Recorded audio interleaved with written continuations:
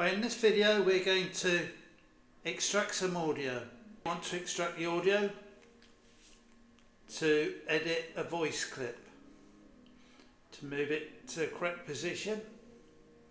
Once you've done your video editing, you're going to want to compound it back in so that you've got the extracted audio that you've edited, so it's back in the video clip and any other clips.